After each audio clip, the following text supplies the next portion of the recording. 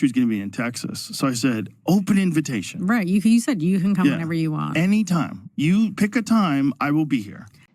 Democrats need to wisen up to the fact that it's a brand new era in political campaigning, and the old rules no longer apply. The old ways of campaigning and getting your message out aren't really as effective. And so when we're thinking about candidates, we have to consider whether they're comfortable making a case for themselves in a less formal format. And Joe Rogan's podcast is a good example of that, right? Joe Rogan recently revealed on his show that Kamala Harris declined his invitation to appear on his podcast during the 2024 election season. Her decision drew sharp criticism from political commentator Ana Kasparian, who questioned Harris's strategy and authenticity.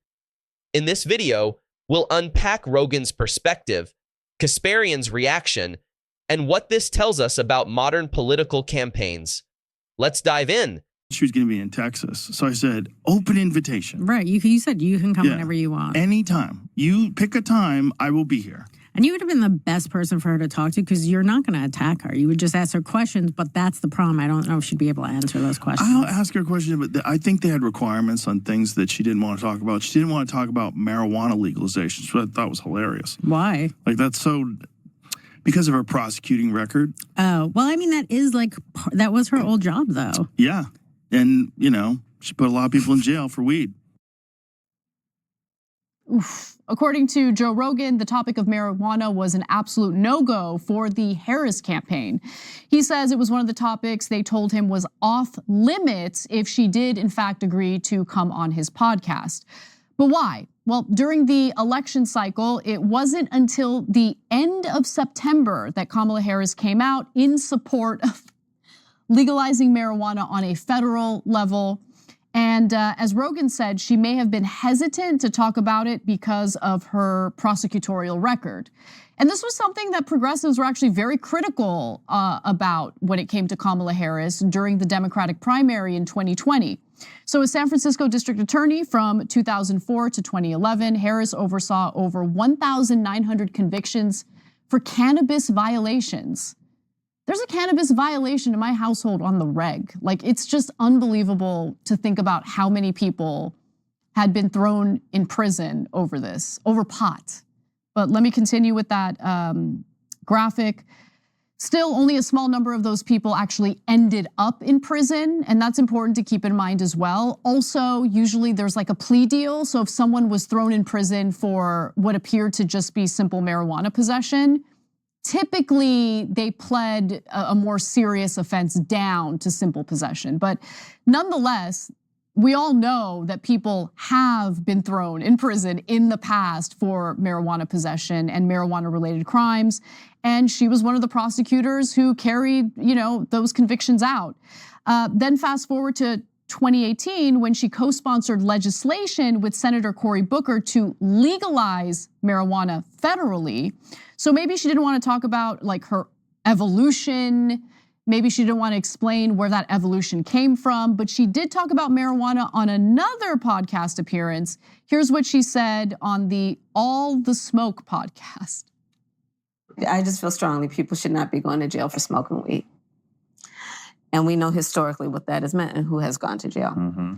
Second, I just think we have come to a point where we have to understand that we need to legalize it and stop criminalizing this behavior. And I've actually, this is not a new position for me. I have felt for a long time we need to legalize it. So that's where I am on that.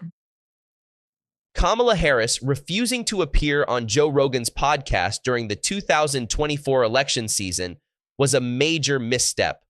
Rogan's show reaches millions of listeners who value raw, unfiltered conversations, exactly the kind of platform a candidate should embrace to connect with everyday Americans. Instead of seizing this golden opportunity, Harris reportedly set conditions that made the appearance nearly impossible, controlling the topics, capping the interview at 1 hour, and demanding editing rights.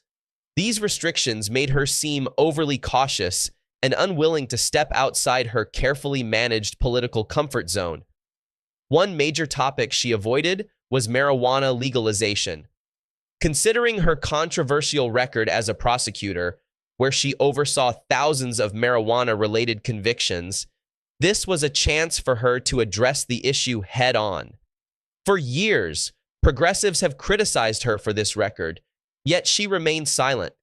Imagine the impact if Harris had used this as an opportunity to admit past mistakes and show growth.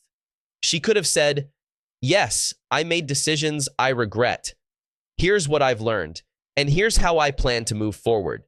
That kind of honesty could resonate with voters across the spectrum. Instead, her avoidance left many wondering if she's more concerned with preserving her image than being transparent about her past.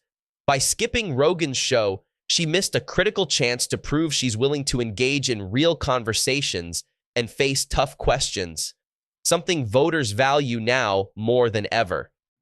So I'm curious what you think, John, because for me, this issue is such a layup, and I don't know why someone like Kamala Harris can't just say, look, this is where the country used to be, and I regret that was the case. I have grown, I have evolved as a person, I've made mistakes. Here's where I stand on the issue now. I think that it's admirable when people take ownership of, misguided decisions or actions they've taken in the past, but I'm curious what you think. Yeah, it's why I find it very confusing. And I guess I'm inclined in this case to just take him at his interpretation of what the conversation was, but it's so confusing that it's hard to understand. So she turned down a couple weeks before the election an opportunity to come on, partly at least, because she didn't want to talk about an issue that she has the right position on now. I don't understand that at all. It would be so incredibly easy to say, it was my job at that point to uphold the law, and that's what I did. It's also my personal prerogative to seek to change it, which is what I will do. I will legalize it. What I did when it was my job was, yes, I put people in jail. I didn't personally like that, but that was the law. I would say there are other people that want to do far more than just uphold the law. Donald Trump repeatedly talks about giving the death penalty to people who deal drugs, which is significantly worse than putting them in jail. Why would that be so difficult for her to say? And theoretically, maybe you could win Joe Rogan over because he doesn't seem to be aware of Donald Trump's history of making comments about killing people for dealing drugs. He certainly didn't bring it up when he had Donald Trump on. I feel like that was a very manageable situation. I agree. I totally agree with you on that. Democrats need to wisen up to the fact that it's a brand new era in political campaigning, and the old rules no longer apply. The old ways of campaigning and getting your message out aren't really as effective. And so when we're thinking about candidates, we have to consider whether they're comfortable making a case for themselves in a less formal format. And Joe Rogan's podcast is a good example of that, right? So it doesn't have to be Joe Rogan's podcast, but I think someone who's campaigning to be president of the United States should feel comfortable in their own skin and feel comfortable making a case for themselves off the cuff, without a prompter, without the need to demand editing after the conversation. Part of the reason why, this is according to Joe Rogan, you could choose to believe him or not, I think he's telling the truth. Part of the reason why Kamala Harris did not agree to an appearance on his podcast is because, well, first of all, they didn't want to do a 3-hour conversation. They wanted to do a 1-hour conversation. She didn't want to travel to Austin. She wanted him to travel to her in Washington, D.C. He doesn't do that for anyone, so he's like, no, I'm not going to do that. Obviously, there were certain topics that were off limits, and then they wanted the ability to call for edits after the conversation. He doesn't edit anything. I mean, I was listening to a recent episode. I don't remember if it was JD. I think it was JD Vance when he went on Joe Rogan, and there was like a moment where like Rogan's mic went out, and like they didn't even edit that out. Okay, they kept it all in, and so this is all to say we need like strong, confident candidates who can make a case for themselves, and more importantly, people who are willing to own their past record and explain why they think differently today. It's okay to say that you've changed your mind. It's totally fine. I've been there, most people have been there. The question is, do you deny changing your mind? Do you pretend like you've always been perfect? Or do you take ownership of mistakes you've made in the past? And I think the American people actually really like and appreciate when someone is willing to own up to their mistakes. So look, it's too late for Kamala Harris. It's too late for this election, obviously. But I think that these are teachable moments that I hope the Democratic Party takes to heart moving forward when it comes to, vetting people and deciding whether candidates are worth promoting. Kamala Harris found herself in a tough political spot, facing criticism from both sides for different reasons. Progressives had long accused her of political opportunism, pointing to her moderate record, especially as a prosecutor, as proof that she wasn't truly committed to progressive values. Her tendency to shift on key issues instead of owning her past and offering a clear, consistent vision for the future had left the very base she needed feeling disillusioned. On the other hand, conservatives criticized Harris for being out of touch with voters, calling her calculated, unrelatable, and more focused on appearances than substance. To them, she represented the type of politician who cared more about optics than genuine connection, further damaging her credibility on the right.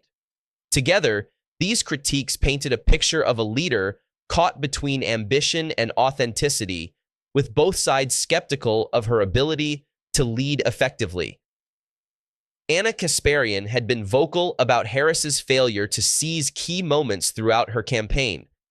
She pointed out that Harris's refusal to take responsibility for her past, especially her controversial prosecutorial record, only deepened doubts about her sincerity.